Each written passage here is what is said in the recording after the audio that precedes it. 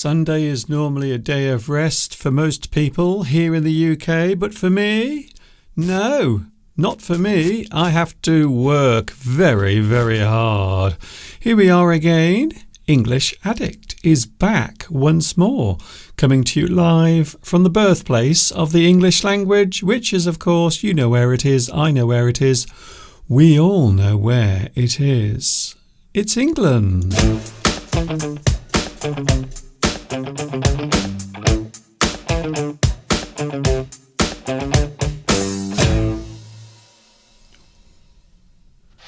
We are back together, and yes, it is Sunday.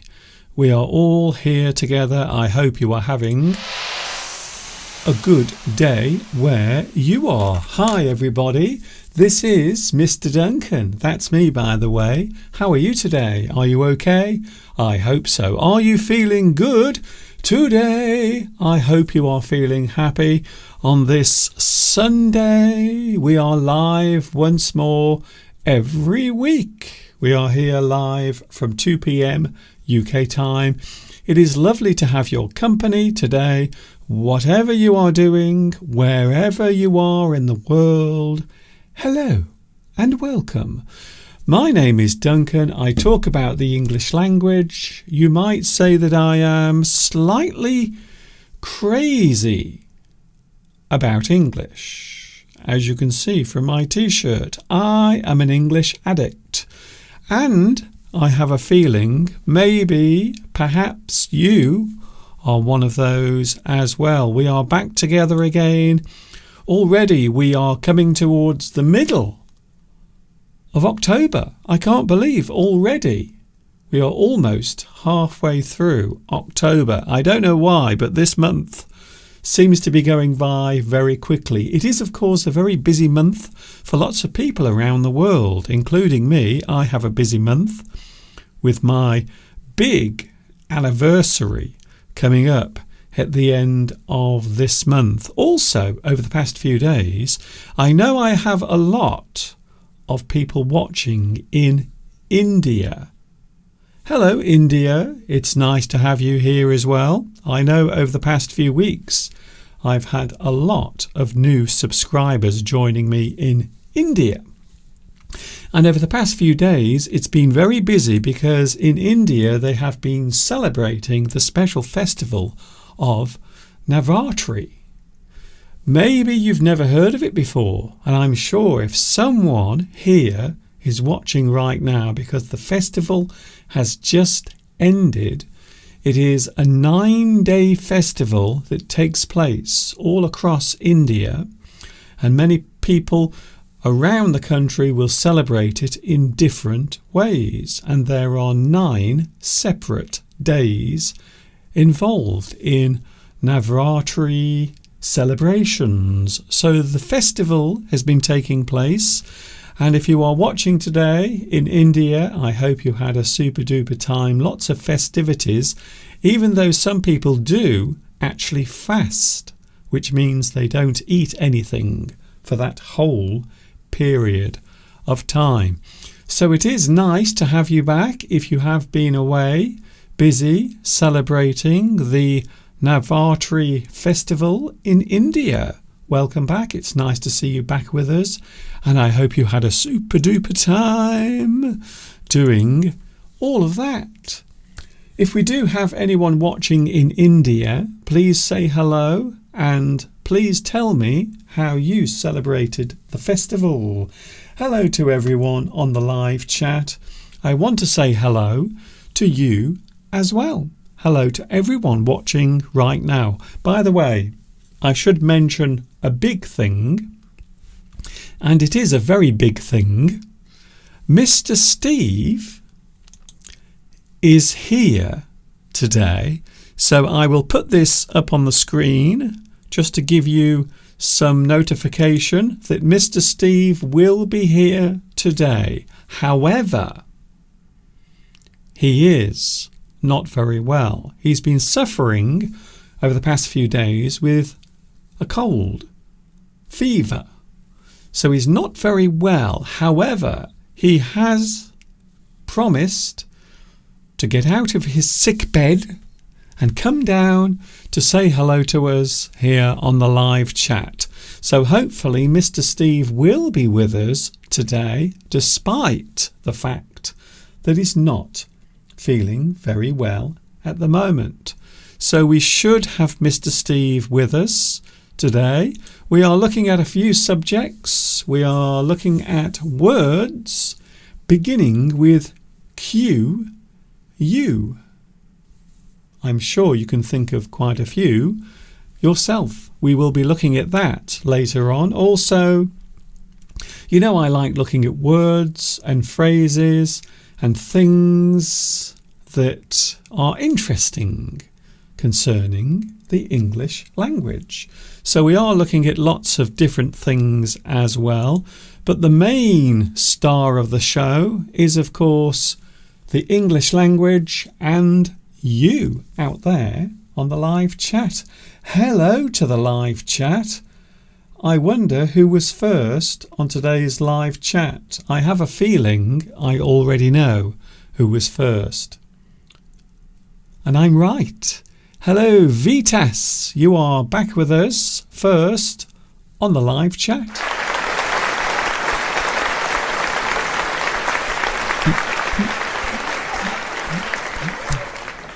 Very nice. Nice to see you back with us again today. Have I caught Mr. Steve's cold? No, I haven't at the moment. I'm keeping my fingers crossed that I do not catch Mr. Steve's cold at the moment. I have been very careful. I have my special hand sanitizer for keeping my hands nice and sterile. So I've been using that. I've been spraying it all over my hands, all over my body, up my nose, everywhere to try and stop myself from getting Mr. Steve's cold. Also, I have my mask as well. Do you remember these? Do you remember the time when we had to wear these everywhere we went? I still have some here in the house. So I have been wearing this. Whenever I go near Mr. Steve, I always put one of these on because I don't want to catch Mr. Steve's horrible cold. I really don't. There is nothing worse. Anyway, Steve will be with us. You might say that I am being very cautious. So there is an interesting word, cautious. To be cautious, or, of course, we can say that you are careful as well. To be cautious, you are taking precautions, the things that you do to stay safe, the things you do to make sure you don't come to any harm. We can say that you are cautious, or of course we can also say you are careful as well. So it is possible to be cautious and careful. However, I suppose it is also possible to be over cautious. I suppose you can, from time to time, be too careful. Is it possible? Can you be too careful? Is it possible to be over cautious about something?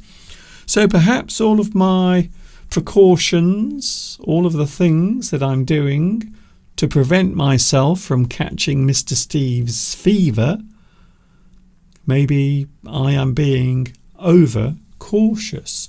But the thing is, I don't want to catch Mr. Steve's cold. It is something I don't want to do, to be honest with you. So I will try my best. I would also say don't get too close to the computer. If you are watching on your computer or on your mobile device, don't get too close when Mr. Steve is on, just in case. I want to make sure everyone stays healthy at the moment. English Addict is with you with Mr. Duncan. That's me, by the way. I've been doing this for many years. Still, there are people asking, how long have you been doing this for? This year, well, in fact, the end of this month, it will be 18 years. Not 8, 18 years I would have been here on YouTube. By the way, did you see the live stream that I did on Friday? I decided to go out for a lovely walk because the weather was beautiful. We have autumn now in the UK and everything is beginning to turn. All of the leaves are starting to change colour. So I decided to go out on Friday for a lovely walk, and I did a live stream as well. Something rather magic happened during the live stream. If you haven't seen it yet, I suggest you watch it, because whilst I was on doing the live stream, a couple of people walked by and I noticed that they were not from around here. In fact, perhaps some people might say that that's unfair to actually think like that. But you know me, I have a lot of experience of travelling and doing things, so I always have a sort of instinct that a person might not be from this country. So, a couple of people came by and I called them over. And can you believe it? They were actually tourists from China. 2 young people who were visiting the UK, and they were also seeing all of the lovely sights here in Much Wenlock. So they came on to the live stream for a few moments to say hello. I asked them what they were doing in Much Wenlock, and they told me. So it was a rather magical moment. It was not planned. I didn't know it was going to happen. I'm sure a lot of people think that I had somehow arranged it, but I hadn't. So 2 lovely people who were visiting here all the way from China, and they were having a look around Much Wenlock. I suppose one of the things to mention is this place I live in, the place I live in and live around, I suppose, because I like to get out and about, is Much Wenlock. It's a place I've lived in for a long time. It is also a popular tourist area. So many people come to this part of the world to have a look at some of the small towns and villages. Much Wenlock is a small town, but it does have lots of interesting things to look at. So it was interesting the other day seeing a couple of tourists who were actually visiting here. They were on holiday in the UK and they came all the way from China. And of course I could not resist telling them. I told them that I used to live in China. We even sang a Chinese song together. So if you haven't seen it, I suggest you watch Friday's live stream that I did outside. It was rather unusual, to say the least. Who else is here on the live chat? Hello, Beatrice. It's nice to see you back as well. Alessandra is here. Hello, Alessandra. Nice to see you back as well. Who else is here? Oh, he is back, everyone. You know who I'm about to say. You know the person I'm about to call out. Luis Mendez is here today. Hello, Luis. Nice to see you back with us as well. Who else is here? Maria. Hello, Maria. It's nice to say hello to you. Farouks is here, watching in Uzbekistan. Hello to you. Thank you for joining me today. I hope you are enjoying all of this. By the way, you can have captions on the live stream. They are available if you want to watch the English captions on the live stream. And of course later, don't forget, later you can watch this again with lots of different captions in your own language as well. Thank you, YouTube, for all of that. Hello, Creative King, watching in India. Hello, India. I was talking about you a few moments ago. Marcia is here. Hello, Marcia. Nice to see you back with us again. And we have, who else is here? I will say a couple of more hellos. SSS Gaming is here. Hello to you. I believe you've been here before on my live stream, so it is good to see you back. Rosa. We also have Florence. We also have Tanya. Hello, Tanya. I haven't seen you for a long time. How are you doing? Are you okay? I hope so. I hope you are doing very well. Nice to see you here today. Quick Learn with Mahi. I want to be fluent in English. Can I say now, anything that you want to do well, if there is something you want to be good at, it does take time. You can't have everything happen at once. You have to work at it. So sometimes, especially if you are learning a subject or something new, you have to take your time. You can't do everything quickly. In fact, from my point of view, that is the worst thing you can do, because you can make your learning experience unpleasant if you do it too fast, if you rush too much. Who else is here? Can I say hello to Zudzika is here as well. And I think we are almost up to date. Umakant Shinde is here as well. I hope I pronounced your name correctly. If I didn't, please let me know what it actually is. I know sometimes I don't pronounce the names correctly, but at least I try. And that's the best any of us can do in this world. Hello, Nicholas. Nicholas, nice to see you here as well. You are back with us again. Thank you very much. It's very nice to see you here. And I think we are now up to date with all of the hellos. There are some words in the English language that are quite intriguing. Some of them we use in many different ways, and I thought we would have a look at one particular word that can be used in many ways, and here it is on the screen now. The word is dwell. It's an interesting word to say. Dwell. Dwell. To live or stay as a permanent resident. So in this situation we are using the word as a verb, to live or stay as a permanent resident. Home is where you dwell. So in this situation we are using it as an action, something you are actually doing, you are participating in, or something you are doing in your normal life. To live or stay as a permanent resident.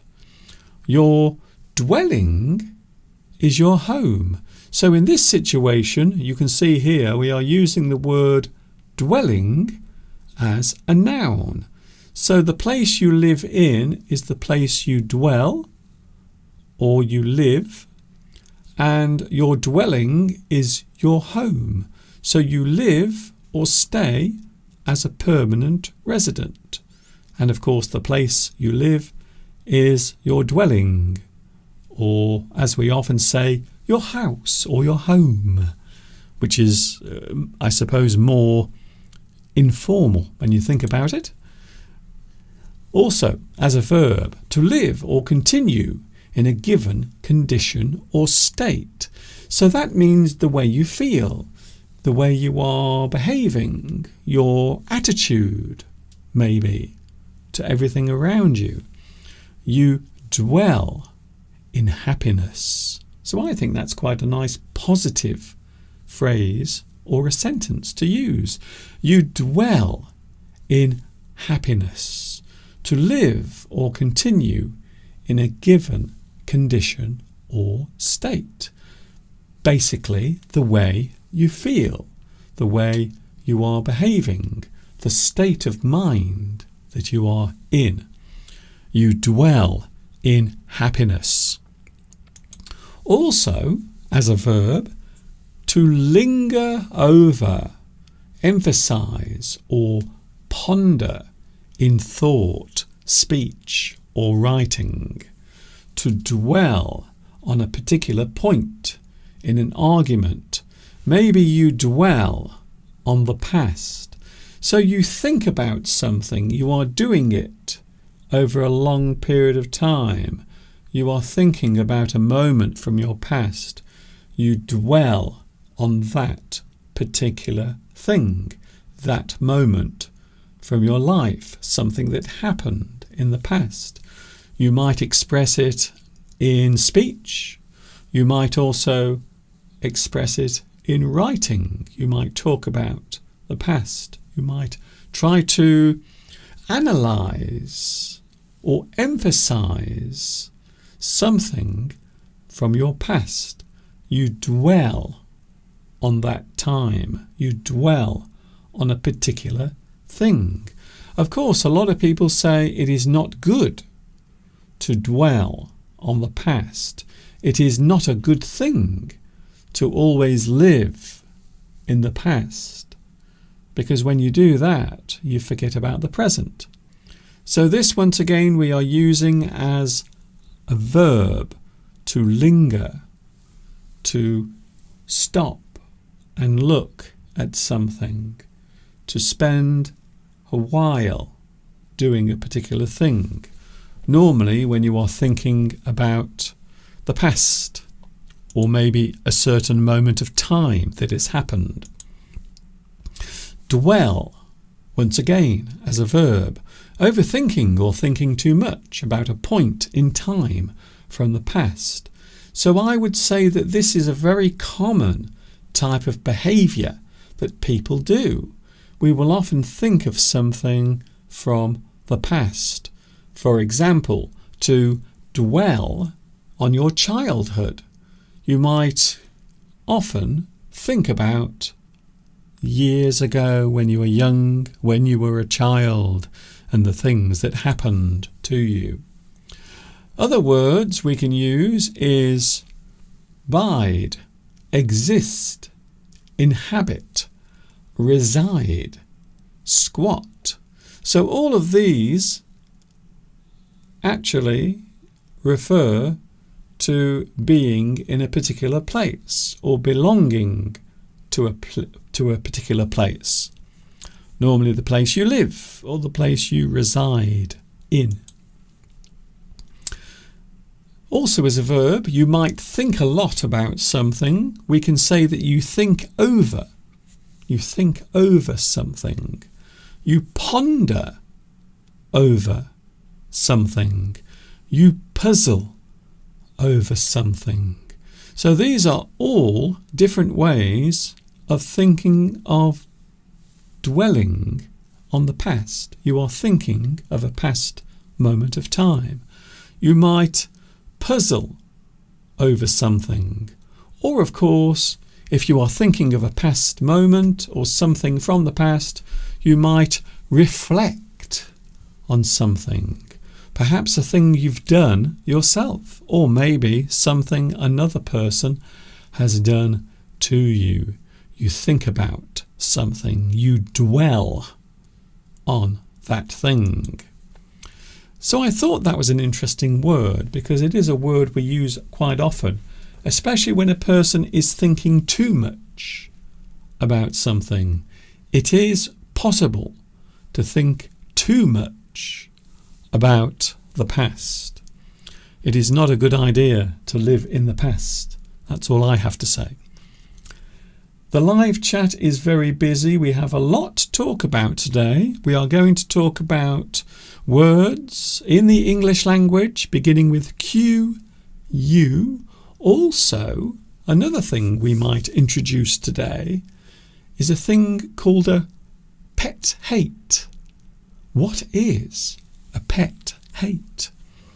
Also, we will be talking to Mr. Steve about his cold because he's not feeling very well. I do hope Mr. Steve will be here because now we are all waiting for him to arrive. So hopefully in a few moments from now Mr. Steve will be with us, although he is feeling rather delicate today due to his illness. Don't go away. This is English Addict.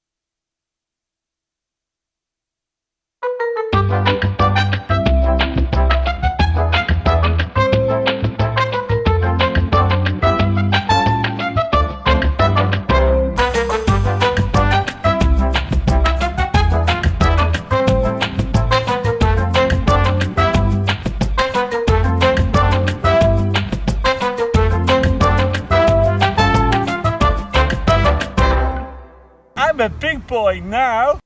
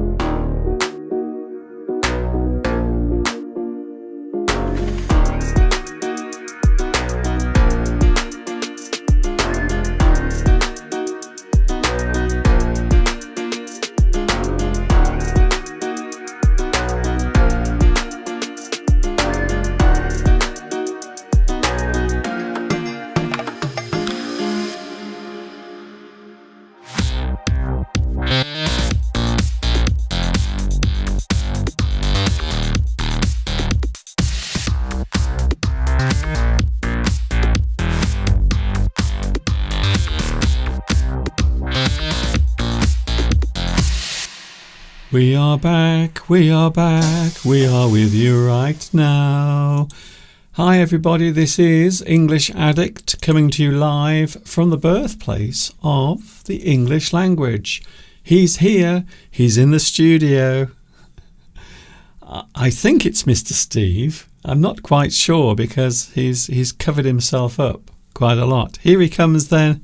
It is the one, the only, the slightly unwell and under the weather, Mr. Steve.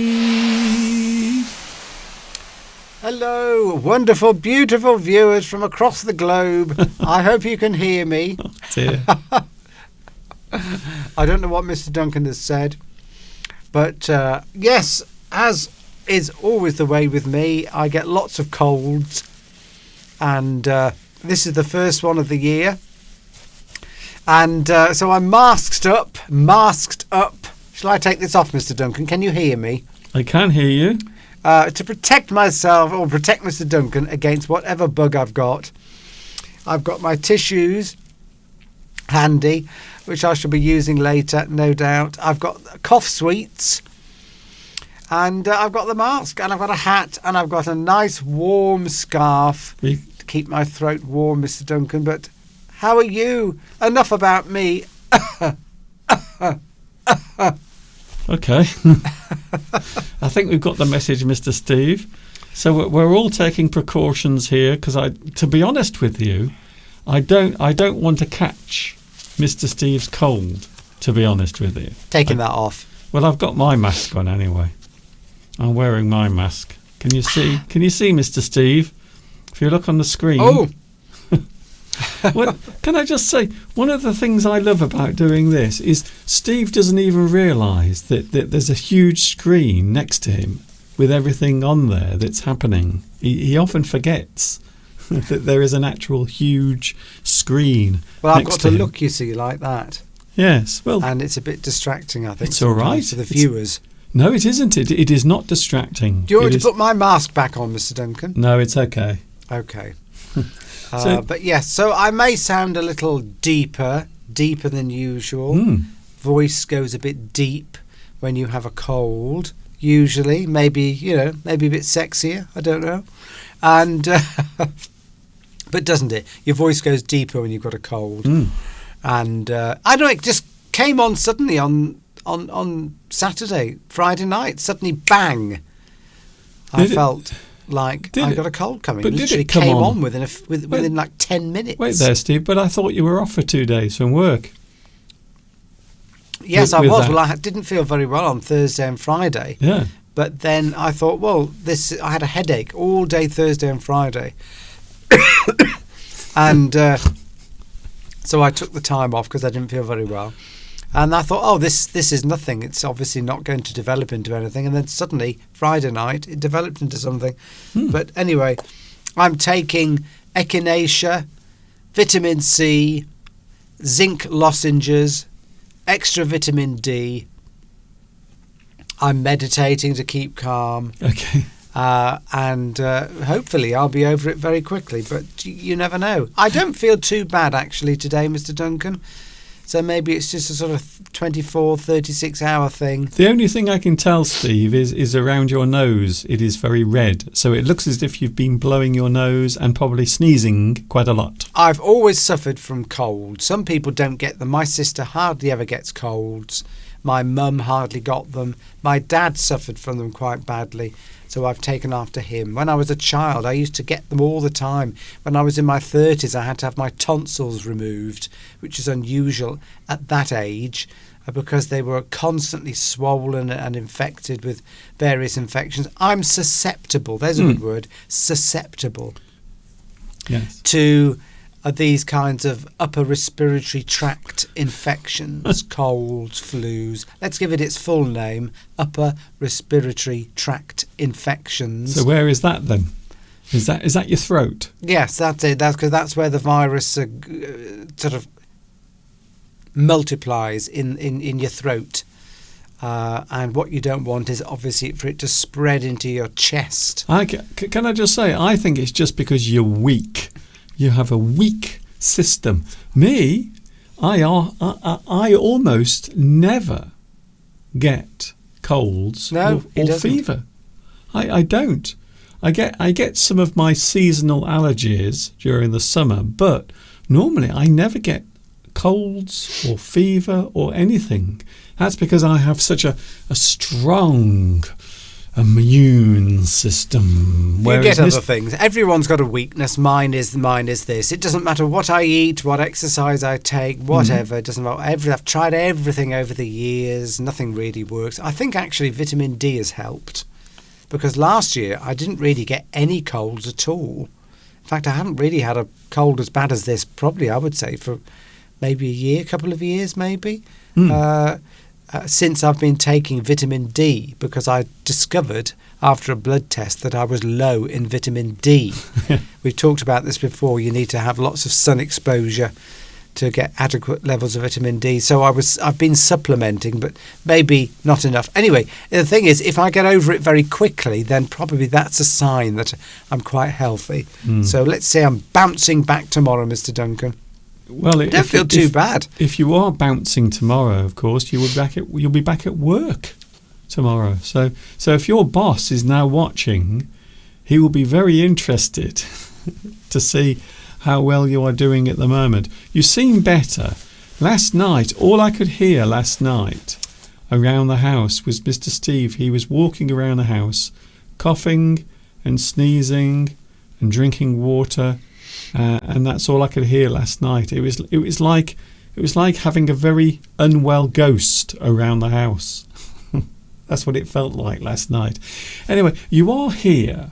I suppose the most important thing is you are actually here. When I say here, I don't mean alive. I mean actually here on the live stream. I am. I thought I'd make the effort, Mr. Duncan. We were all worried about you.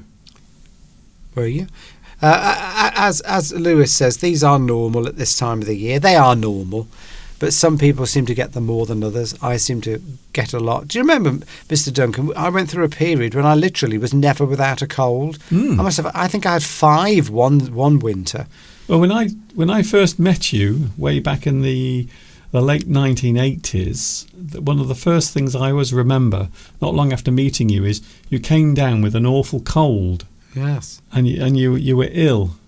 I can still see you now sitting up in bed with lots and lots of paper tissues, and you kept blowing your nose all the time, and you looked so feeble and unwell, and I felt so sorry for you. It was the stress of meeting you, Mr. Duncan. That's what it was. You do wonder what effect stress does have in lowering your immune system. It's probably a major contributor to it. Yes. And if you want, Christina said maybe you've been a bit stressed. Maybe I have. Probably thinking back, I probably have been. So maybe that's contributed to it. Of course, my job involves me being in contact with lots of people.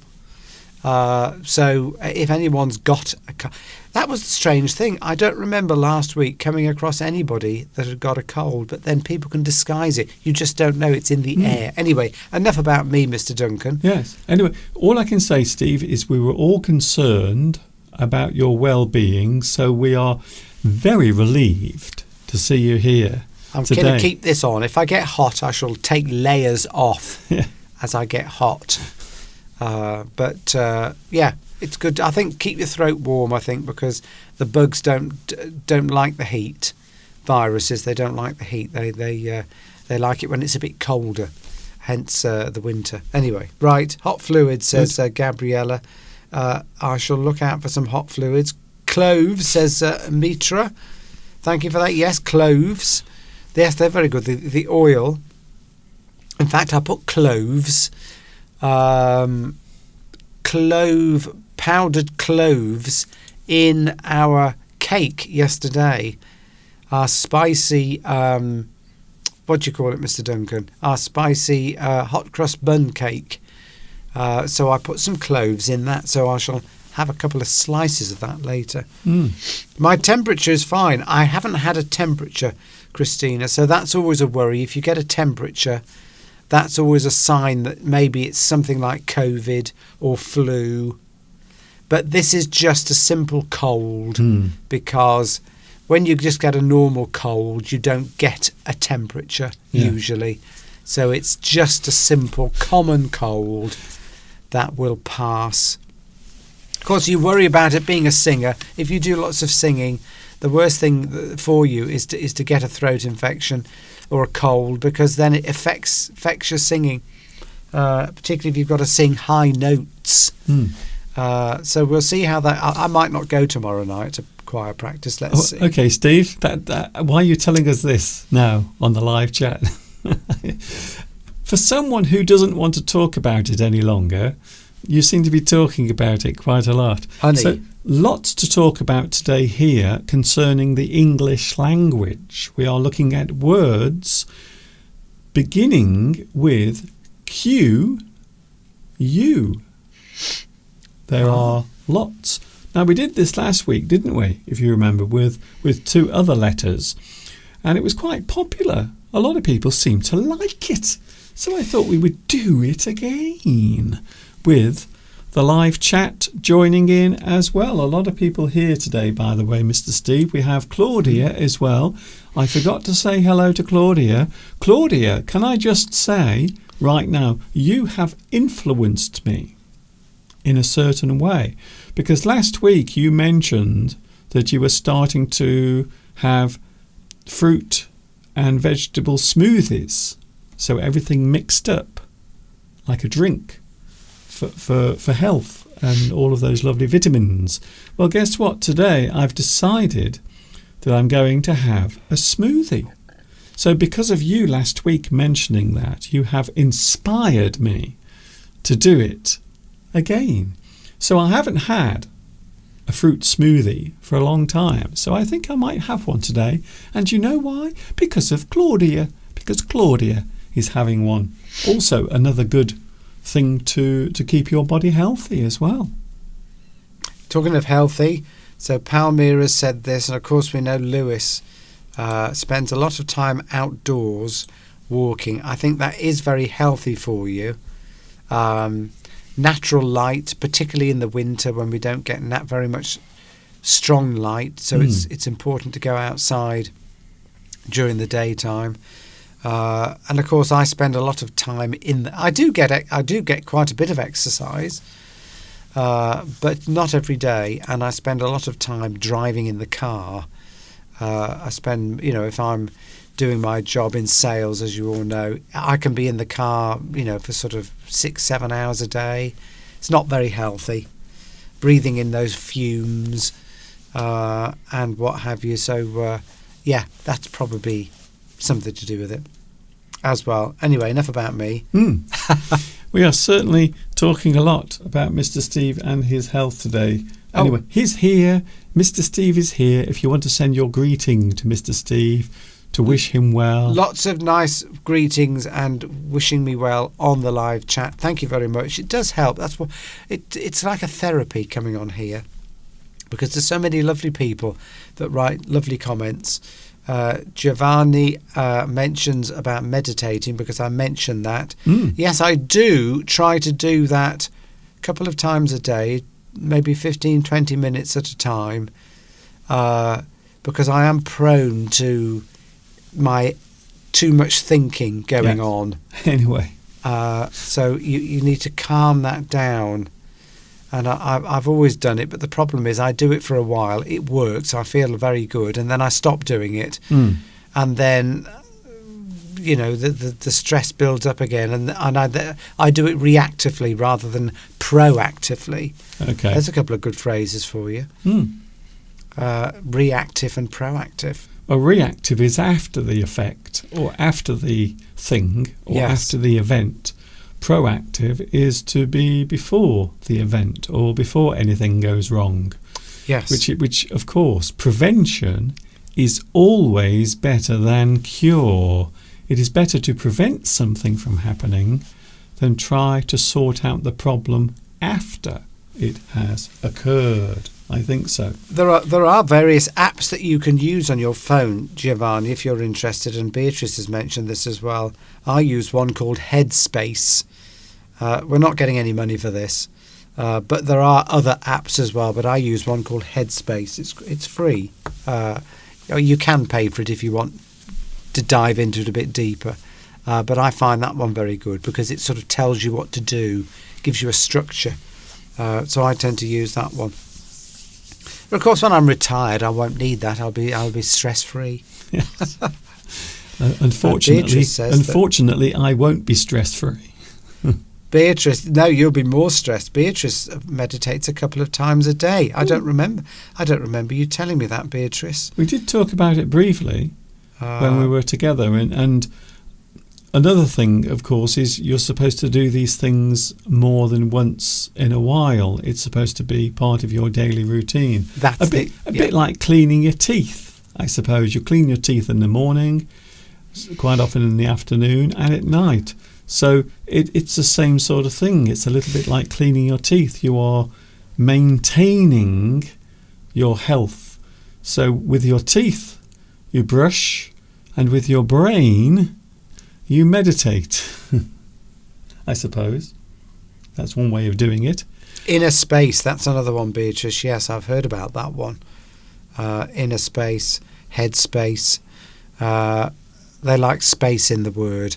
Yes. But I used to do it when I was younger. I think for some people, if you're prone to an overactive mind, that can go into sort of fantasy, negative fantasy I'm talking about, then meditation is a way of cutting that break, making that space in your head for your body to calm down. Because when the problem is, I know we're not really talking about this, but no, the problem is that the mind and the body don't really, your unconscious mind doesn't really know what's going on. If you make up scenarios in your head about things, and even if they're just thoughts, they have a direct effect on your body, even if they're not real, because your inner mind or unconscious mind thinks that it's real. So if you have some situation where you're having an argument with somebody, then your body will react as though you are having an argument. It will produce adrenaline and cortisol and stress hormones, even if it's not real, because you're thinking it, so your body thinks it's real. I'm no expert in this, but I think that's how it works.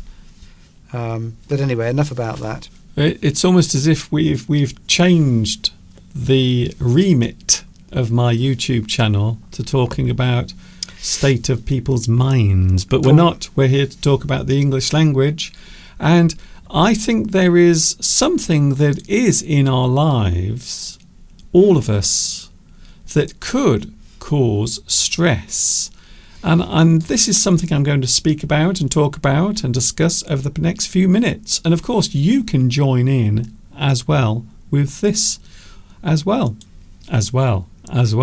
Here we go, Steve. You do have to look at the screen, Mr. Steve. I'm trying to put an emoji on somebody's comment. I don't know how to do it, but so I'll look on the screen. Oh, yes. Okay, Steve. I like it when I have Steve's full attention. Steve, Mr. Steve, we are talking about something we all have. I think we all have at least one of these. Some of us have more than one. And we call these pet hates. Pet hates? Now, it doesn't have anything to do with animals. It is something that you keep near to you. So your pet hate is something that is always with you. Maybe something that is irritating or annoying in your day-to-day life. Something you come across or discover quite often. In British English, we often call it a pet peeve. The word peeve means annoyance. So your pet peeve or pet hate, they basically mean the same thing, the thing that really does annoy you. And we can say that it is a generally annoying thing. And I'm sure we can think of lots of these pet hates because we all have them. They're not necessarily big things, but they are things that can be quite annoying in your day-to-day life. They don't make your life difficult, but they might be things that just irritate you. They are irritating. So generally, an annoying thing can be described as a pet hate. Maybe a daily sight or action which annoys one. Let's face it, Mr. Steve, We can all think of those. Maybe something we experience, especially when you're out amongst the public, amongst the people. People can be quite annoying. I know I've said this before, but people can be annoying. So maybe a daily sight or something you experience can be a pet hate. Everyone has a pet hate, Mr. Steve. Everyone has something that annoys them, irritates them. It makes them... Oh, why are they doing that? Why is she wearing that? Why are they doing that particular thing? It's so annoying. It is one of my pet hates. For example, here's a good example, Steve. Here's a pet hate. I'm sure a lot of people have this. People who look at their phones whilst walking. They're walking down the road and they're looking at their phones, and quite often they will walk into someone else. Or I've seen people cross the road, actually walk across the road whilst looking at their phone. They're completely oblivious. A friend of mine got run over years ago on their phone crossing the road. They actually got run over. Wasn't serious, but it was, But I don't think there were any broken bones, but yes. And at work, we are told, we are instructed not to use our phones when driving, and not to even use them when we're walking up and down stairs, because apparently many people in workplaces in particular, there's lots of sickness due to staff members using their phones going up and down stairs, because you obviously are not concentrating and it's easy to slip over when you're doing it. Yes, that could be a pet hate. People using their phone when you're in a company of other people, say a group of friends going out for a meal, maybe 3 or 4 of you, 5 of you. Christina has just said that. Oh, right. How amazing. Yes, looking at their phone when they're with you. Yes. Because, that's a pet hate of mine. Because, you're talking to them and they're going, yes, yeah, oh, yeah, yeah. You might actually describe it as rudeness, because it's almost as if that person does not want to be with you. It's almost like they would rather look at their phone than be with you. Barry Bort says loud chewing at meal times is your pet peeve or pet hate. Why is it called pet hate again, Mr. Duncan? It's just basically a thing that you always have with you. So the pet, like a pet is normally something that you have close by. Pet, you have something that is always there. It is always part of you. Your pet hate, your most... I suppose the thing that pursues you as you go around.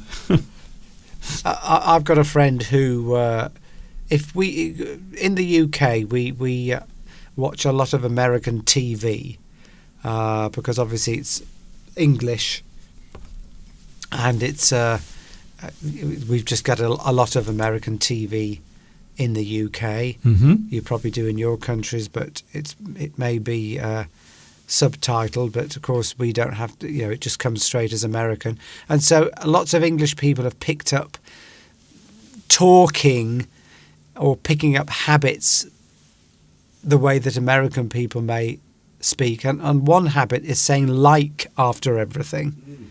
And I've got a friend who says she doesn't like people using the word like, just as I demonstrated there. Americans have this, or some Americans, I don't know if it's in certain areas or age groups, have this habit of saying like after everything. Well, and I sort of got into this habit a bit. And a friend... Can I just say, Steve, before we alienate all of our American viewers, it isn't necessarily an American thing. It is just... now, I would describe it as a type of speech tic. T-I-C is... So when we talk about tic, we are talking about something you you do almost uncontrollably. And it has become almost a type of tic that has introduced itself into general speech. Yes. I don't think it is necessarily through American speech or American English. Maybe not. It is a type of habit that's just come around. And I notice anyone under the age of 18 or even 20, they all say like after every other word in their sentence. Yes. Like, it's great, like, I like, it's really like. And like suddenly becomes the word they are using more than any other word in the sentence. And it is incredibly annoying. So I agree with you, Steve. You know me. I do become annoyed about certain types of speech pattern. And one of the most annoying things, one of my pet hates with English, is when people say like in a sentence. They are almost using it as a conjunction. And it is completely incorrect. So you can say something is similar, it is like that thing, but they use it after every word, after every other word in the sentence, and then it stops. It stops having any meaning. In fact, what you're doing is you are destroying the meaning of the word like completely. Similar to, similar as, the same as. Two things that reflect in a similar way. They are like each other. So similar. I got into this habit, and my friend said, why are you saying like all the time? And I said I wasn't aware that I was doing that. And she said it's one of my pet hates when people do that. Yeah, it's just a habit that people have got into. Yes. I don't know where I've got it from. Probably watching TV. But like, I'm not doing it that much anymore. One thing I just did it then. I did that deliberately. I will give you something, Steve, there. There is an annoying, I would say, in certain American accents where they raise their voice at the end of a sentence as if they are asking a question. So it's almost as if they are asking a question. The intonation is as if they are asking something, but they're not. Well, the black country accent here in the Midlands Yes. does a very similar inflection to go up at the end of the voice when you speak. Yeah. It's quite common in, I think it's sort of Wolverhampton, Birmingham. Hello, yes, are you all right? Are you? But Steve, this is something that's been received. They're actually doing it as a way of almost emphasising something that they don't need to emphasise. So the Birmingham accent is a natural accent that's evolved, but this is a fake type of enunciation that is being done on purpose. The other one, of course, a lot of young people these days, they kind of talk like this as if they don't really care about anything. Yeah. They call that the vocal fry, by the way. Really? Yes, when you talk like that, a lot of people, particularly young people, they talk a lot like that now, and that's that sort of vibration in the voice. Great, that's absolutely great. We get people like talking like this, on our Steve, main Steve, street. please, Steve, stop. It's called the vocal fry. It's an affectation. That's what we actually call it. It is something you're doing on purpose to project a certain type of personality. So what that's actually doing when a person sort of talks like that, especially when they're young, they're really saying, nothing in this world will ever impress me. The world is dull, you are dull, everything is dull, I'm the most important person here, and I look down on you all. And that is actually what that type of speech pattern is doing. Yes. It's also incredibly annoying. Well, it doesn't annoy me, but I have a lot of colleagues similar age to me in sales. We're all in this team. And then sometimes we get presentations from particularly marketing department at head office.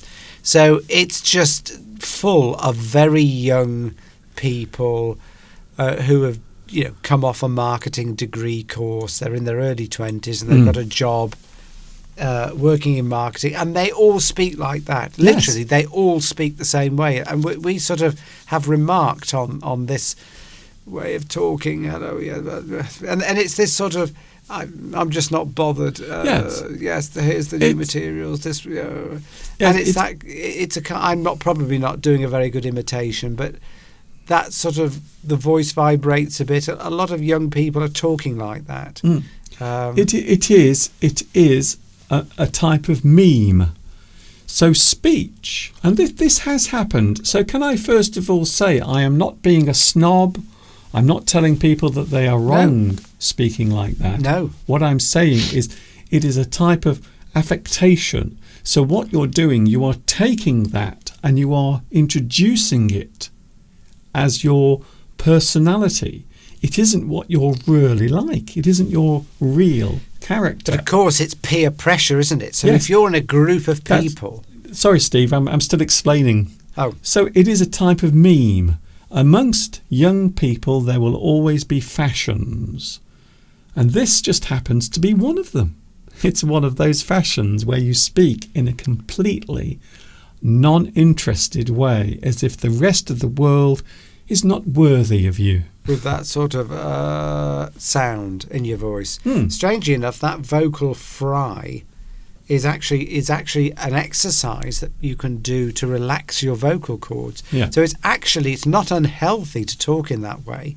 It's actually quite relaxing for the vocal cords. But if you've got strained vocal cords, that's an exercise that is sometimes given to you. So it's strange that but it's sort of it's a sort of a lazy way of talking. Well, I've already said it's an arrogance that is purposely being done to almost show that they are above everything else that's happening around them. There is a very funny short comedy sketch on the internet of a guy going into a coffee shop, and the girl behind the counter, the girl serving, has this sort of and he starts making fun of it, and then she wants to know why he's talking like that, but she's talking like that as well, and she takes offence at that. So it is actually very interesting, also incredibly annoying. So that, I think, is another good way of expressing pet hates. Is this Loudermilk? Variborts has said this is a scene from Loudermilk. Yes, there's a film called Loudermilk. Yes. So they must do that there. Yeah. But yes, it can be, that could be a pet hate, as we're discussing. But it's, as you say, it's fashion, and as long as you can understand what the person is saying, again, as Mr. Duncan repeatedly says, it doesn't matter what the accent is, as long as you can be understood. Yes, that's the main thing. But just don't do it. Please don't do it. We won't do it on here because, of course, we speak very poshly. On Mr. Duncan's English teaching channel. Some people might say that's just as annoying. They might do, yes. They might want us to speak with an accent. I've never had an accent. Anyway, Steve, before we go off into another realm, I've just closed something. Before I didn't want to close that. It wasn't your mouth, was it? Okay. I'm just joking, Mr. Steve, Duncan. if that's what you want to do today, I'm joking. I will play along. Others' lateness or lack of punctuality. There you go. This must be a very common pet hate, and I do hate this very much. I dislike lateness when you're waiting for someone, especially if they've told you to be there early. That's the worst. If they say, I will be there at 7 o'clock, you be there on time, get there a little earlier, I'll be there. So you get there earlier than they said, and they're late. So you might get there 2 or 3 minutes earlier, but then you have to wait for another 10 or 15 minutes for them to arrive because they're late. So that's even worse. If they've told you to be early or on time and then they are late, that is a really big pet hate of mine. Yes, being late. I had a manager once, a boss, who was so obsessed with being on time for any meeting that she would be there like an hour earlier. There we go. You see, I just said it then. I used the word "like" in the sentence, and I didn't need to. Did you spot that? Yes. I'll say that again. She was so obsessed with arriving early or arriving on time that she would be there an hour before. Not like an hour before. She would be there an hour before. And company meetings, she was always there before anybody else because she was so... Well, I think it was fear of being late, because once you have been late once to a company meeting where there are hundreds of people there or even 20 people, if you're the last one there and you're late, it's very embarrassing. And what you often find is that the person who lives the closest is usually the one that's late, because they think they've only got half. Some people might be travelling 3 or 4 hours to get to a meeting. Others may only have 20 minutes or half an hour. But of course, so they only allow half an hour, but then there's a problem with the traffic. Okay. So they're late. So It's always people that are closest to meetings that are late. Yes. If you're in a large group and you arrive late, you always do stand out as the person who is late. Oh, you want the ground to swallow up, because somebody will always say, "Oh, Stephen's late. Oh, he's the closest here," and you just want the ground to swallow up. I feel like I'm in some psychotherapy session here with Steve. You're reliving these things a little bit too vividly. You only do it once. Yes. So lateness, being late, or as we describe it, lack of punctuality. Now that is a great word, punctuality. To be on time, to arrive at the right moment, punctuality. So the punctuality describes the effect or the action of being on time. Please don't be late. I want you to be punctual. Please. Here's another one. Non-response to a text message or a missed call. Now, this is something I know Steve gets annoyed by this. I know you do. You can deny it all you want, Steve, as you sit there blowing your nose. Well, Giovanni's just mentioned exactly the same thing. Oh. This is Giovanni Rivetti has said this. But yeah, I mean, I'm very bad at responding to text personally, because I never carry my phone with me, really. I when I'm at home, I leave my phone upstairs. So if I'm downstairs, if anybody texts me, it's too bad.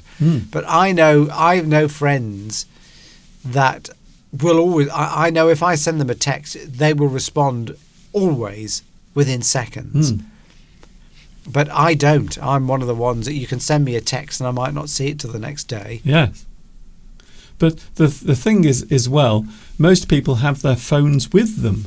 So this almost ties to the one we had earlier with people always looking at their phones. So that's why a lot of people are able to reply quickly, because they have their phone always in front of them. So every time a message comes up, they can respond straight away.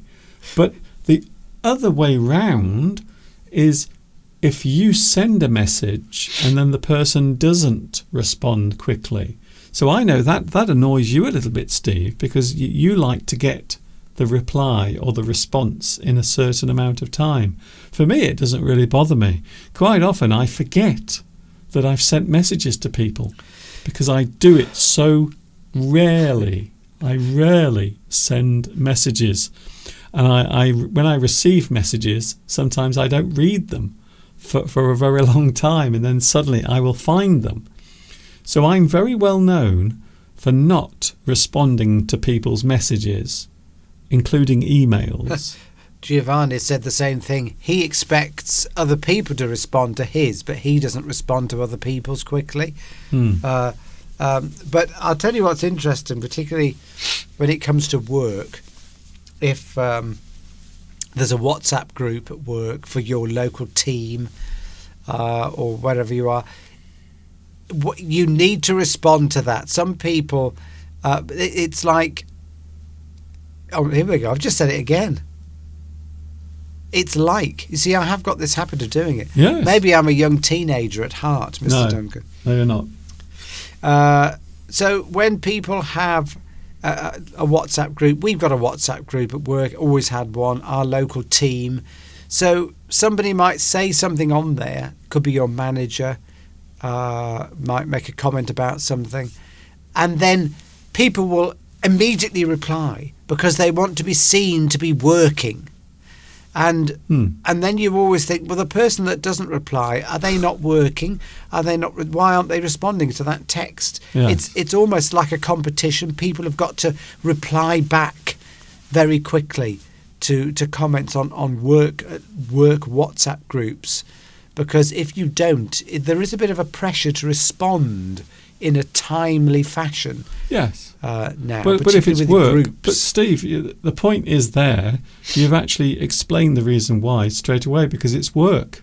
So it's not social. It's not a thing that you can reply to or answer whenever you feel like it. This is actually involving your job. So there might be someone in authority waiting to see how you respond as well. Yeah, so they might be checking. So everyone might be doing it just because they're scared or afraid not to be seen to be working.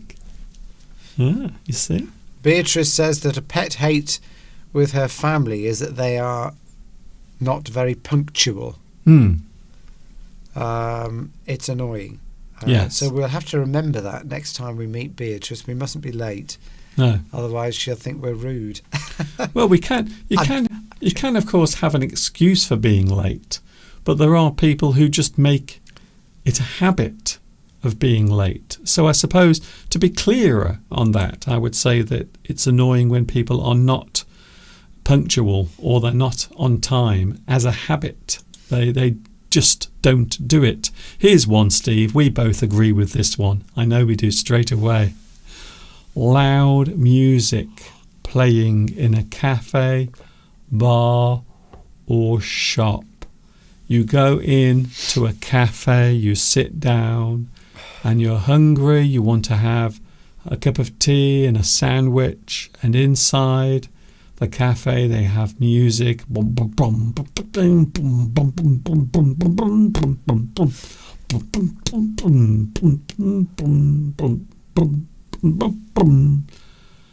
I think we know what loud music is, you Mr. think, Duncan. Why? Why don't you just let people come into your tea room or your tea shop or your cafe and sit down and just enjoy the atmosphere of being with other people instead of having this artificial music, this pounding? And sometimes they turn the music up quite loud, especially when they want to create atmosphere. So I've noticed, Steve, if you go into a cafe and it's not very busy, they will often turn the music up a little bit to give it more atmosphere. I think that's it. They're trying to attract people there. If there's loud music, there must be something. Must be an interesting place. There must be things going on there. I think it's to draw in the younger crowds.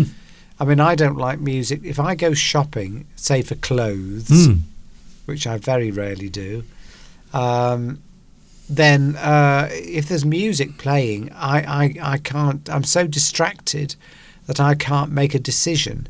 And I think that's the point of it, is that they play loud music so that you just, I'll just buy this. I'm not sure if I really want it, but you're not making that conscious decision. But I think some people, I think they must do it for a reason. It must increase sales, otherwise they wouldn't do it. Yeah. It annoys me, but maybe for the majority of people that go in, it is somehow pushing them into buying something.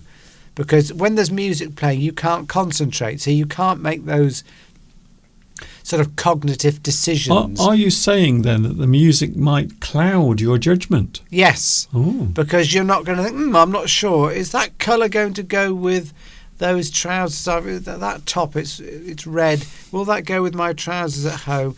I'm not sure. Does it really fit properly? Steve. You can't think like that when No. there's music playing. That's it. Yeah. I can't anyway. Yes. Do these trousers make my bum look big? And the music is playing and you think, no, it'll be fine. I haven't got a big bum. I haven't. In fact, big bums are probably really trendy and fashionable now. So if you go into a cafe, but I suppose going into a cafe or a restaurant, you are expecting to relax in there, not to have more music pounding in your ears. So I think that can be very annoying, Mr. Steve. It's a pet hate of yours, yes. Maybe, yeah. But for other people, it might be quite nice. Yes, it might be the best thing that's ever happened to them in their entire lives. So everyone has a pet hate. Thank you very much for your pet hates. JRF and Charlie, I hate it whilst I'm reading or doing work. I think you mean loud music. Yes, something that spoils your concentration as well. That's a good one, actually. I didn't think of that. So anything, Mr. Steve, that disturbs your concentration. Maybe your neighbour is making a noise. Maybe they have some loud music that they are playing. Or maybe they have a dog. Dear, I'm not going to start talking about this again. Maybe they have a dog that barks quite often during the day and in the evening, and it just does it all Neighbours the time. that walk their dogs off the lead, Yes. I would say, is one of Mr. Duncan's pet hates. Or it's a pet hate. It's other people's pets that I hate. Actually, Mamod is is it- making himself or herself, sorry, I don't know, Mamod Mashler, hello to you, new to the live stream. Tell us all about yourself. You're in Syria. Isn't this fantastic? Here we go again. All over the globe, people watching Mr. Duncan. Thank you very much for making yourself known to Mr. Duncan's channel. First time on the live stream, so maybe you're already watching Mr. Duncan's other videos. And let me add my welcome to you as well. And of course, our lovely English community are making Mamod feel welcome. So thank you for that. Yes. So join us on English Addict every Sunday and also Wednesday from 2 p.m. UK time. We're going to take a quick break and then we will be back. We have words beginning with Q, U. It's an interesting combination of letters. You might be surprised to find out just how many words there are. We will look at that in a few moments. This is English Addict with Mr. Duncan and Mr. Steve. Keep it here, please.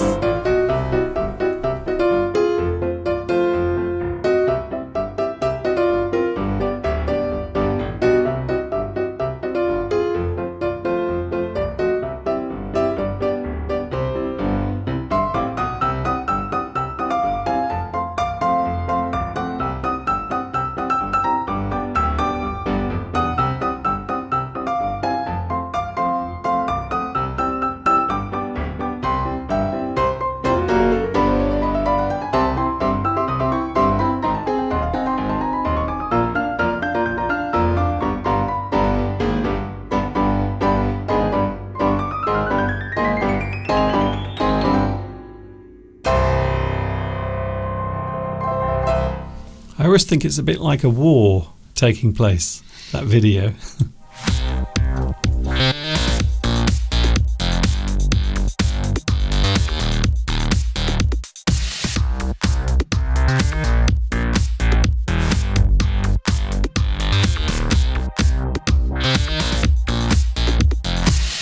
We are together, English Addict is with you.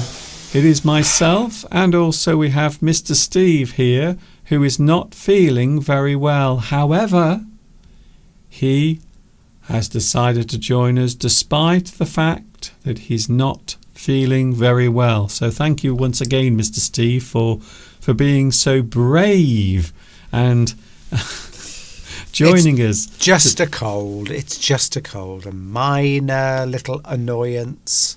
A bit like having an insect bite. So it's no biggie, as we say. It's not a big thing. As long as it doesn't go onto my chest, as we say, then life will be good. I shall be back to normal in a few days. Yes, I think so. I think everything will be all right. I get the feeling anyway. Thank you, Mr. Steve, for joining us. We are always glad to see Mr. Steve, aren't we? Chicken soup, yes, Bamboo, for you. Chicken soup is a traditional remedy for a cold. We haven't got any chicken soup, so unfortunately I won't be able to use that particular remedy. But yes, it's supposed to be good for your chicken soup. Soothes. I think there's something in the mix in the protein of the chicken that's supposed to relieve the symptoms. Very nice. The one thing you should never do, by the way, is drink alcohol if you have a cold. If you drink too much alcohol and you have a cold or a fever, it can actually make it worse. You can actually feel worse because of it. Well, my father used to swear by a hot toddy, as he would call it. If you swear by something, it means you really believe in it. So he used to swear by a hot toddy, which is a hot alcoholic drink. A small little drink, maybe whiskey or brandy. Yes. And he would heat it up and or maybe mix it with some boiling water, and it would be hot, and he would drink it down and go to bed. And that's sort of being used as is almost medicine in a way, though. I'm on about drinking 2 or 3 pints of beer or having lots and lots of alcohol. So, but that's, yes, it can soothe you. I think it relaxes you a little bit. I think as well, helps you sleep. But with my father, he said it would help you to sweat it out, as he would say. You might have heard that expression before. If you've got a cold or a fever, you need to sweat it out. You need to allow the body to get hot. Yes. In order to expel the virus from your body. Anyway, Mr. Steve, we've got to move on, Steve, because it's almost 3:30.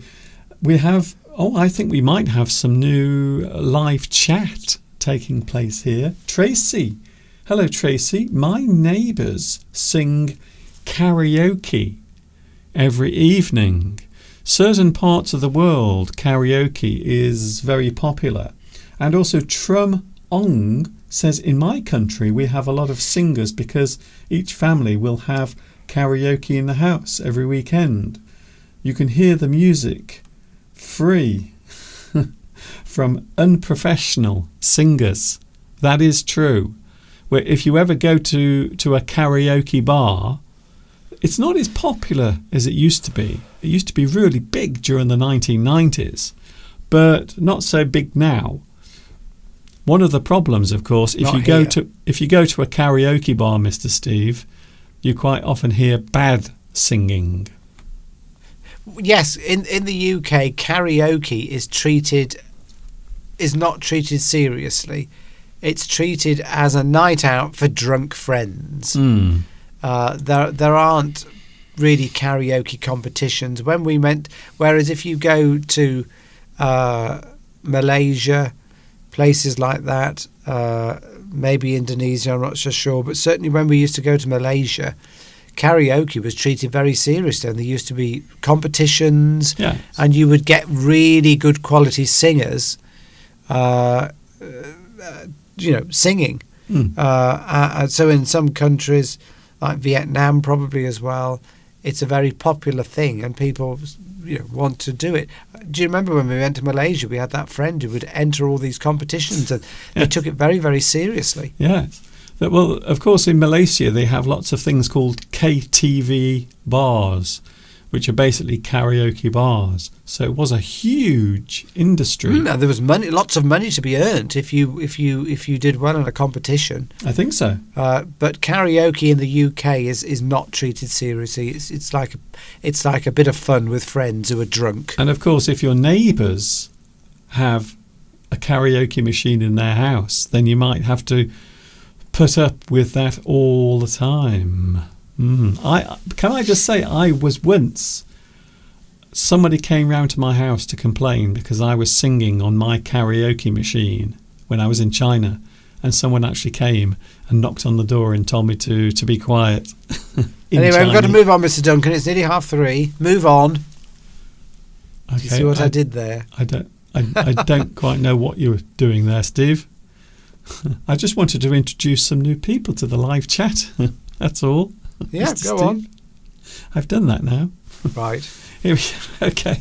Thanks. That was a moment of time.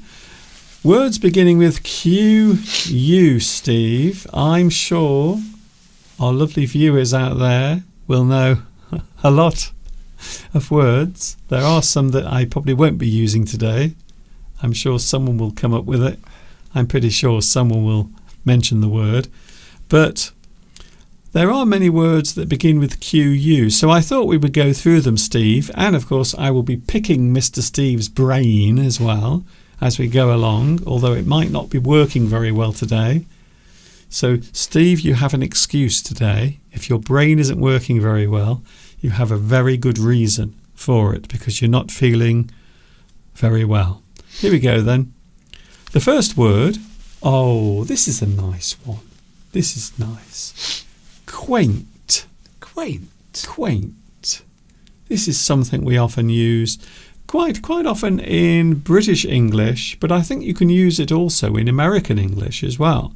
So quaint, this is an adjective having an old-fashioned attractiveness or charm, something that is oddly picturesque.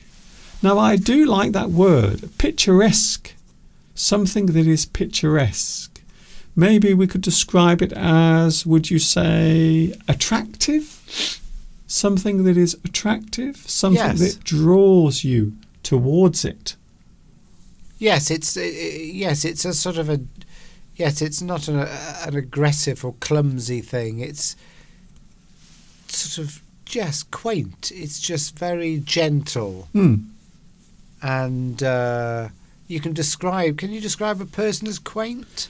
Not really. Right. No. It's normally a thing, an object. So a person might be wearing clothing that's quaint.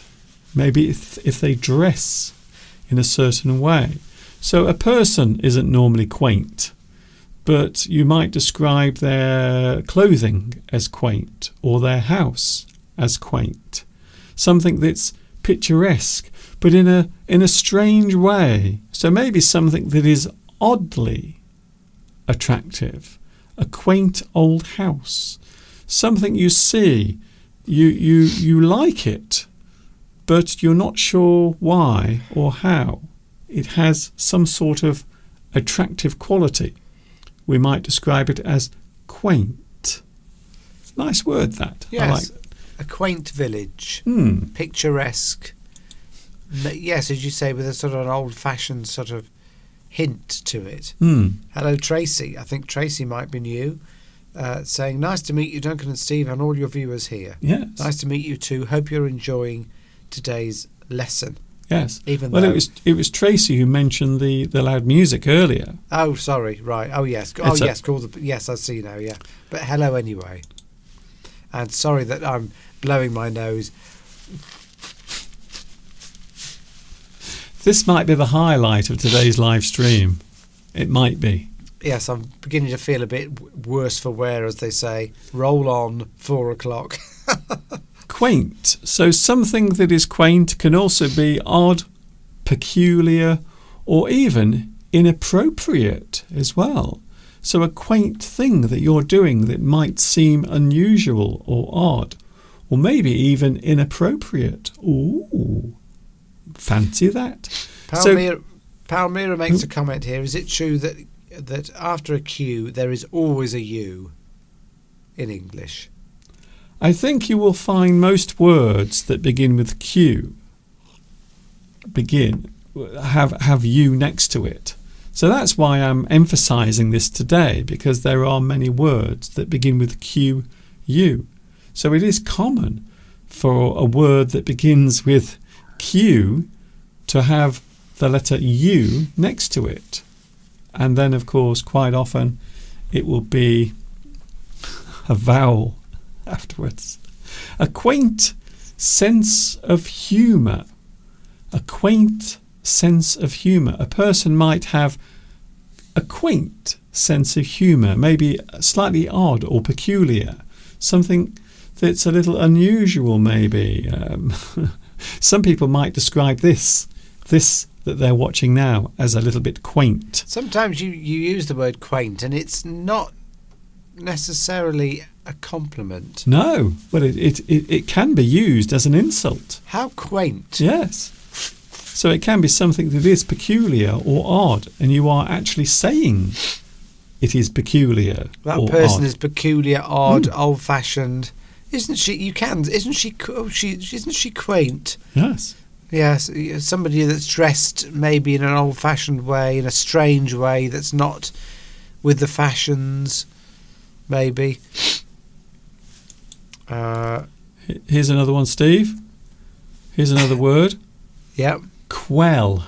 Oh, Quell. And again, it begins with Q, U, and we have a verb this time, Mr. Steve, a verb, to suppress or beat down something, such as a rebellion or some sort of disorder or anything else that might be causing a problem or a disturbance. To subdue something, you quell that thing. So again, an interesting word. You might quell your anger. You are trying to suppress your anger. You are pushing it down deep inside, because you are quelling. You quell your feelings, or you quell your emotions. My neighbour really annoyed me the other day. I'm trying to quell my anger about it. Yes, or your boss really annoyed you.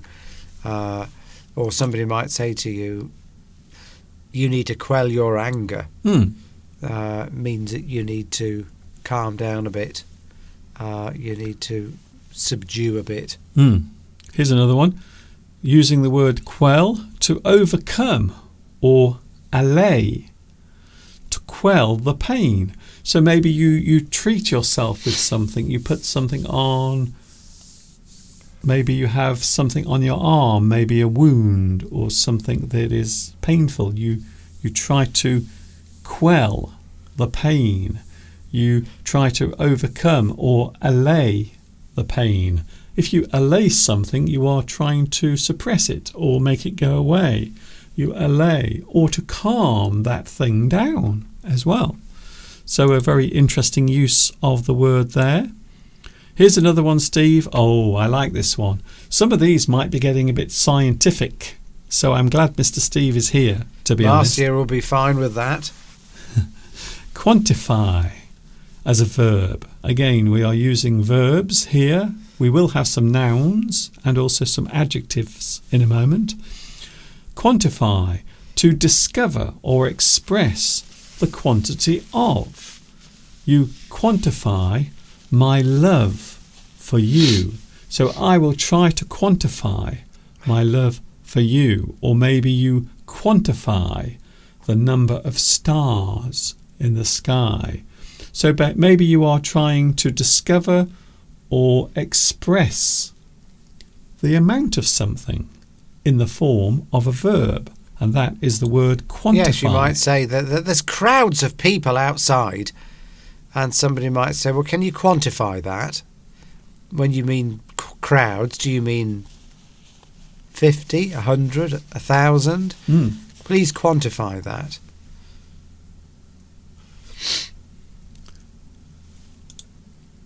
Logic. This is right up your street, Mr. Steve. Logic to specify the quantity of a term by using a quantifier, such as all, some, or no. Now this sounds quite complicated. It does. But it isn't. You are merely stressing in the form of a word how many there are or how much there are of something. For example, all is everything. Some is a portion of it, not all of it. And no is none of it. So that is the simplest way of putting it. Even though it seems complex, it is actually quite a simple thing. And we do use it all the time when we are deciding how to express a number or a quantity of something. You quantify it as a verb. Could that be like the quantifier? Could that be like a unit of measurement? Yes. Like the gram. But we're actually using these words as the quantifier. Right. That's literally how we are using those words to say that all of the people are here, some of the people are here, or nobody is here, or none of the people. So all of those are quantifying the amount or the number of what is going on, or how many things are there at that time. Here's another one, Steve. This is something that Mr. Steve has. He is qualified. He has a qualification, an official record of achievement awarded on the successful completion of a course of training or, of course, passing an exam. Qualification. It is a long word. It is something that is often given to a person who has gone through a certain type of learning, a process of learning and understanding a certain subject. You will get, at the end of it, a qualification, such as, I don't know, going to university. Maybe you get a higher degree, a higher diploma, like Mr. Steve has. Or yes, or you can get a qualification in anything. You might be a barrister. You might get qualification in being able to read people's sight and optician. It could be anything, couldn't it? Yeah, I think we know that one. Qualification. That's it. Something that defines that you have a certain amount of knowledge in that subject to a certain level that is recognised by a qualification. Which, of course, is the next meaning. An ability, quality or attribute, especially one that fits a person to perform a particular job or task. So maybe we can say that you have the qualification to do a certain thing. So it doesn't have to be something that you've taken from a university or a college. It doesn't have to be that kind of qualification. It might just be that you have the right way of seeing something or the right attitude towards something. Your attribute might be your character even. You might be good at something, but you might not have the actual qualifications to do it. So in that sense, we are, I suppose you could say, we are widening the meaning of that word. So maybe a particular type of job or a particular task, a person might be suited for it. They certainly have the qualification to do it. I suppose a very similar one, Steve, is quality. Quality. We often think of quality in general terms as the grade or standard of something. Mr. Steve, can I just say, Mr. Steve often insists on quality. And in this sense, we are using it as a noun. So Mr. Steve will often insist on certain types of quality. For example, his food. Mr. Steve is very fussy about his food. I'm not fussy. I haven't finished yet, Steve. I mean, the type of food, vegetables, things like that. They must be organic. They must be sourced from a certain place or in a certain way. So that's what I mean.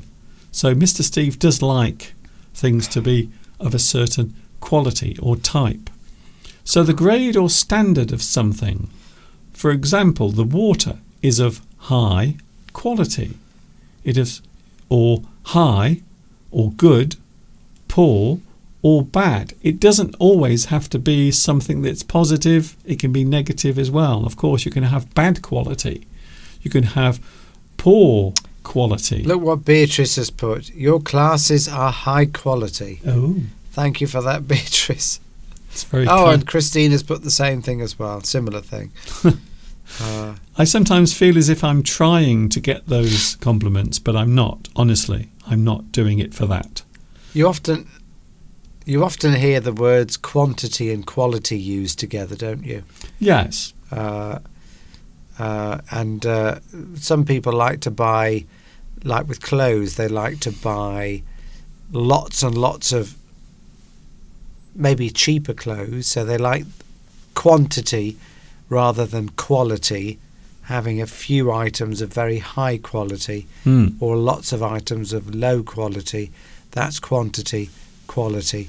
You see what I'm saying? I hope so. It's a bit like style over substance. Yes. You seem to be getting something, but eventually you will be the loser, because the things you have bought, if they are not good quality, they will not last very long. Another use, Steve, as a noun, the essential or distinctive characteristics of something. Now this is where Mr. Steve will come in useful. The chemical qualities of alcohol.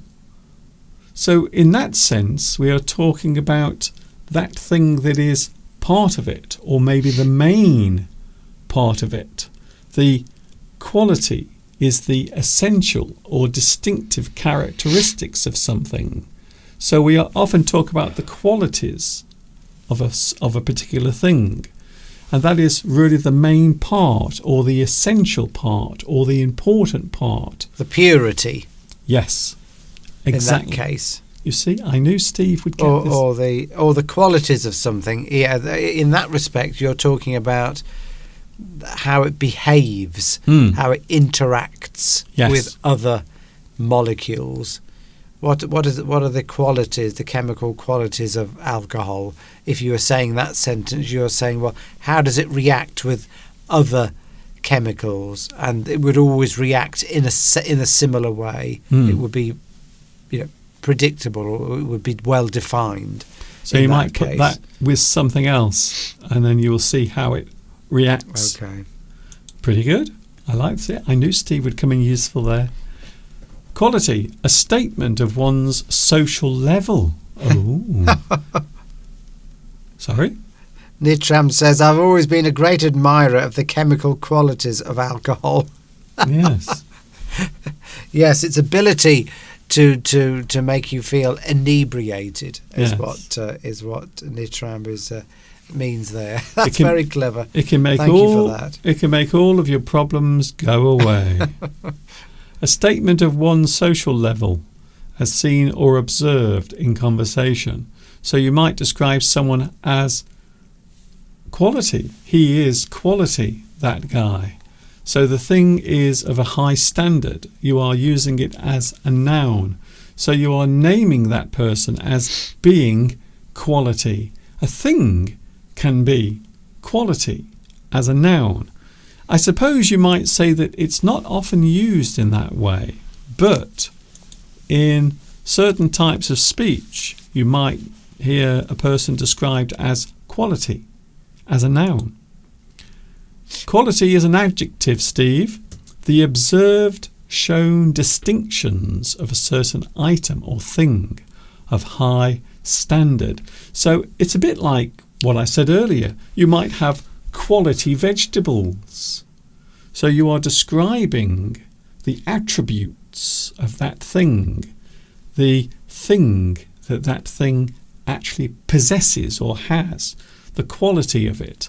So you might have quality paper, quality furniture, or in Mr. Steve's case, quality vegetables, because Mr. Steve insists on the best. Yes, it just means something of a high standard in that use of the word there. Lewis says, what is a high brand of whiskey? I'm not really an expert in quality whiskey. My father always used to tell me that a single malt is always regarded as a quality whiskey, because most whiskies you buy are blends, aren't they, I think? Yeah, I have to be honest, I'm not a big fan of whiskey. Even the smell, it's just makes me feel like I'm going to be sick. I used to like whiskey when I was, well, not like it. I used to have it sometimes as a spirit. When I was younger, we all experiment, don't we? Glenmorangie used to be a good quality whiskey. I seem to remember. I once went on a whiskey tasting.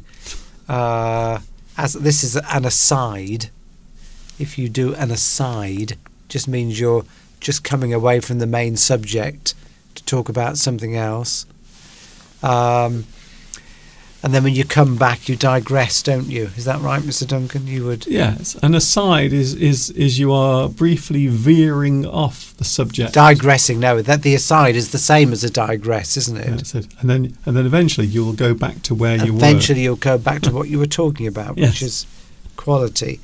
And I've forgotten what my little aside was. Oh yes, I went on a skiing trip with some friends once in Scotland. And we decided to go on this whiskey tasting tour. So we went to this whiskey distillery, and we consumed large amounts of whiskey. We didn't buy any, which of course was the whole point of us going. But for some reason, if I drink whiskey, I don't feel drunk. Whereas if I have beer or wine, I sound like I'm some hardened drinker. I'm not. This is just through experience. But anyway, Jack Daniels. I think that's an American whiskey, isn't it? But that's supposed to be quite good quality, I think, as well. Rum is what I like. I used to like rum and Coke. Yes. Well, whiskey, of course, the best type of whiskey is normally made in Scotland, Scotch whiskey. So Scotland is often well known for its whiskey. And of course, nowadays, a lot of people invest money in whiskey. Yes. So because whiskey is made over a long period of time, so quite often they will put it into a large container, something called a vat, and then it's kept a barrel. there. Sorry? A barrel or a vat, yes, Yes. a vat of whiskey. And it's kept there for quite often, for maybe 5, 10, 15, 20 years. So it will slowly mature. So this whiskey over time will gain value. It will become more expensive. So what people are doing now, they're investing money in large casks or vats or barrels of whiskey. And then over time, the idea is that particular whiskey will increase in value. So it's become a very big thing at the moment. It's an alternative investment opportunity. Some people might like to invest in stocks and shares. Other people might like to invest in gold or precious metals.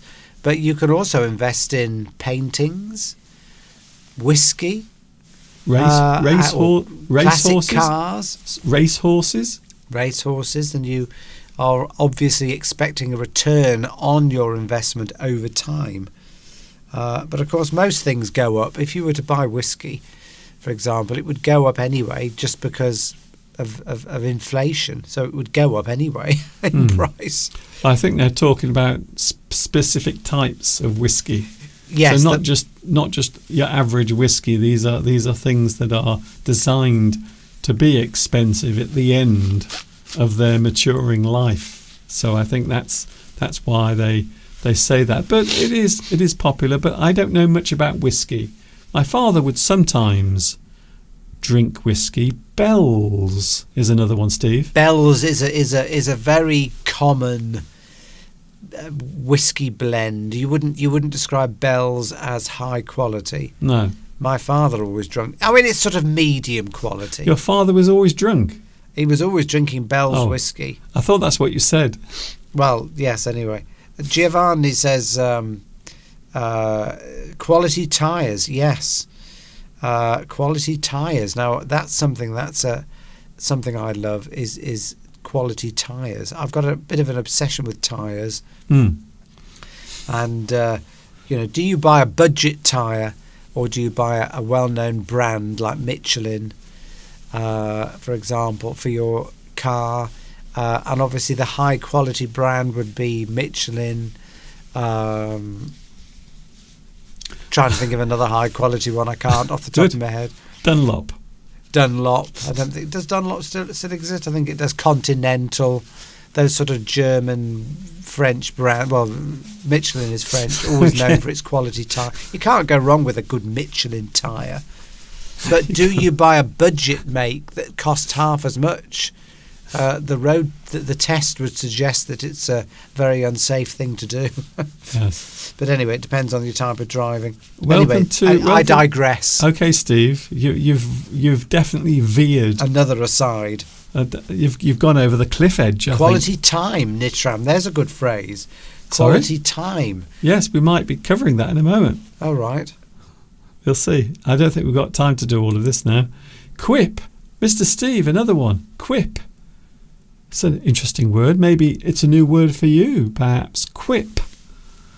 As a noun, a sarcastic or cutting remark, often referred to as a jibe.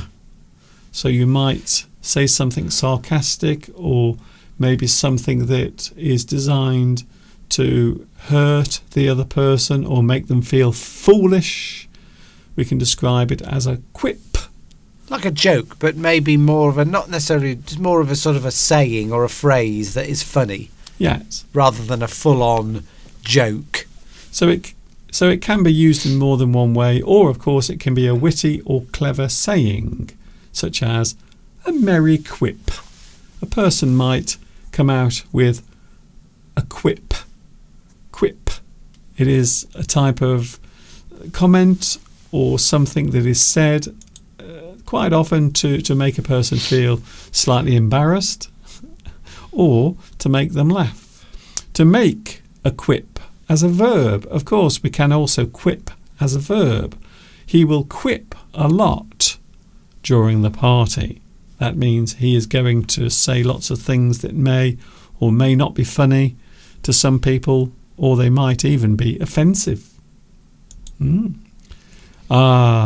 Finally, quintessence, Mr. Steve. Quintessence, How wonderfully poetic. It's almost like Shakespeare would say, that quintessence of dust is what people are. We are all the quintessence of dust.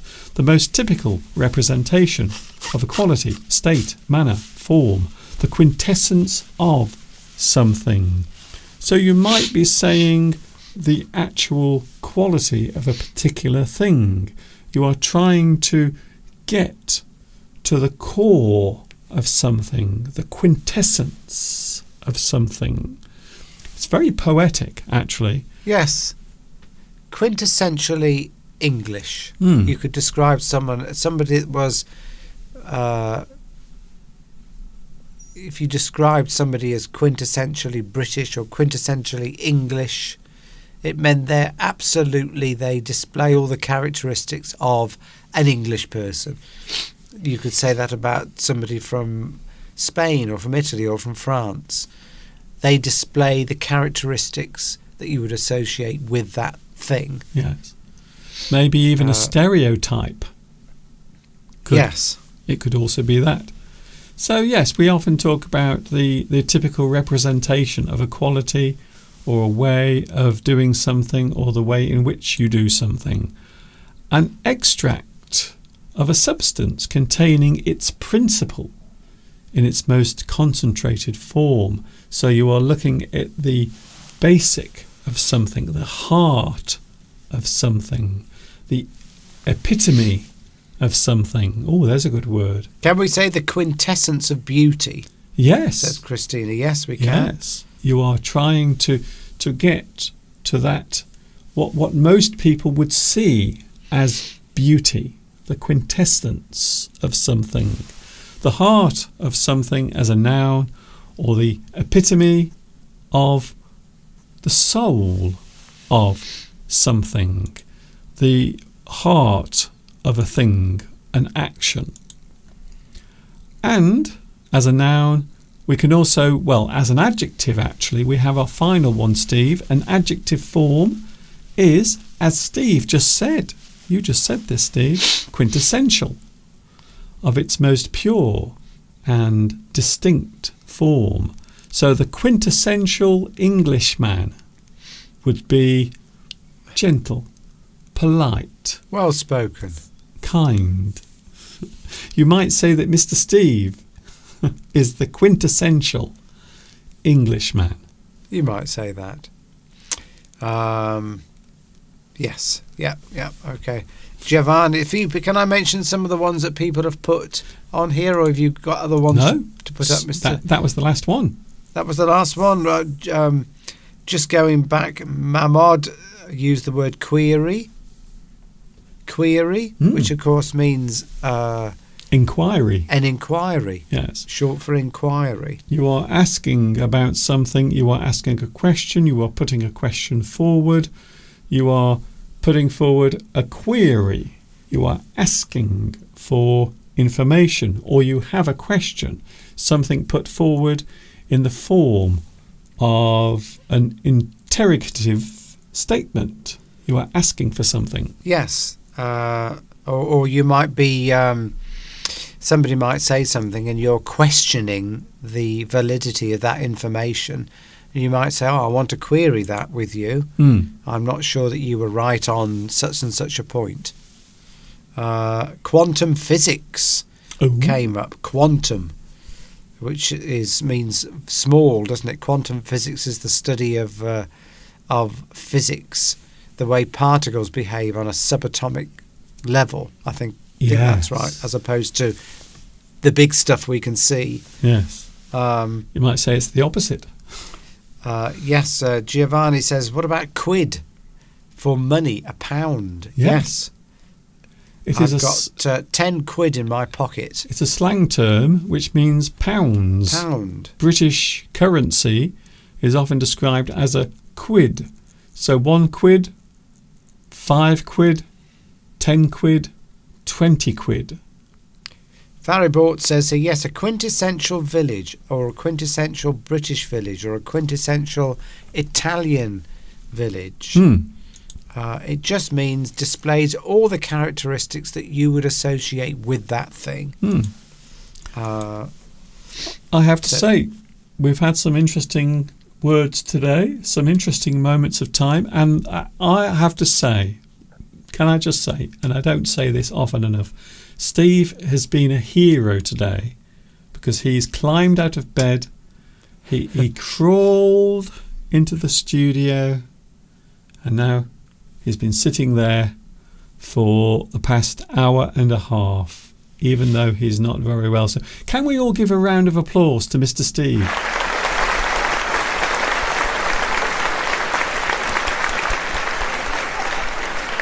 Now I'm going back to bed, Mr. You can make me a cup of tea today, Mr. Yeah. I don't feel too bad, actually. No. And I was going to say something else there. Oh, yes. You know when you use the word quip? Mm-hmm. Is this an example of quip? When I said to you, originally you said, oh, come on, Mr. Duncan,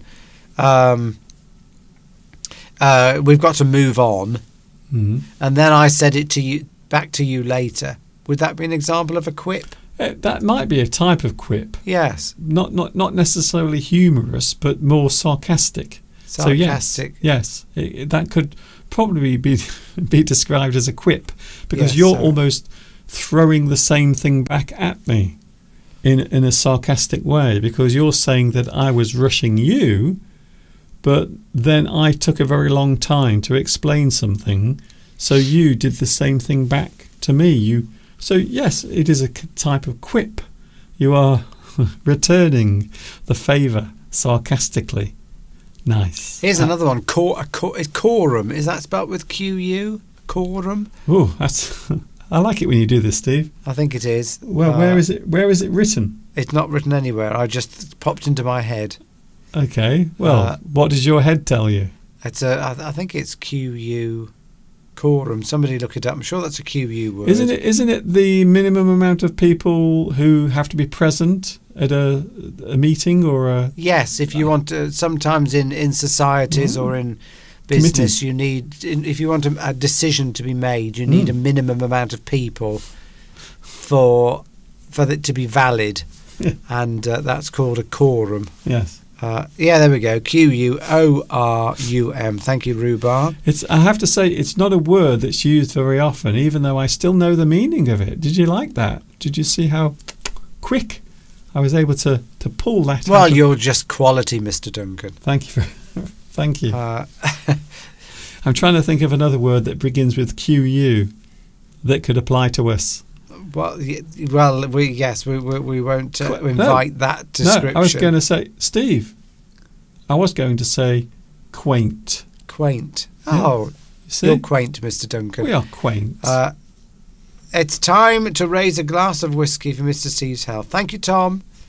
And presume I'm going now. Are you going to fade me out, Mr. Duncan? Yes. It's been nice to have this quality time with you all today. Yes. Quality time means time when you're achieving something. If you want to spend quality time with your friends, it means you're not just necessarily going out and getting drunk. No. You might be having some nice conversations together. Yes. So it means quality time. Valuable moments of time that is spent in a useful way, or something that you are getting something from. Quality time. That's a good one. Vitas says that he's a retired major. I didn't know that. I salute you, Vitas. So maybe, I don't know if that's the right type of salute. It depends which branch of the armed forces you're in. No. Well, at least you were near. You were near, Steve. Thank you very much, Mr. Steve. We will see you next Sunday. Hopefully you will be in a better health condition. Bye for now. Thank you, Mr. Steve. There he goes. Mr. Steve is now leaving the studio. He's gone. He's already got out of the chair and he's crawling along the ground. Oh, poor Mr. Steve. Poor Mr. Steve. What a shame. I'm sure he will feel better very soon. Well, I hope so. I really hope so. Thank you for your company today. I hope you've enjoyed this English Addict. There will be another one next Sunday. I will be with you on Wednesday as well from 2 p.m. UK time. I'm always with you at the same time. Thank you very much for your company today. Thank you very much for joining me. And I hope you've enjoyed everything we've done on this live stream. I will see you again very soon. This is Mr. Duncan in the birthplace of the English language, saying thank you very much for watching. It's been a pleasure being here with you. And of course, until the next time we meet, right here on YouTube. You know what's coming next. I know what's coming next. We all know. Take care of yourself. Keep that smile upon your face as you walk amongst the human race. And I will see you soon. Ta-ta for now. No strange faces, Mr. Duncan. No strange faces.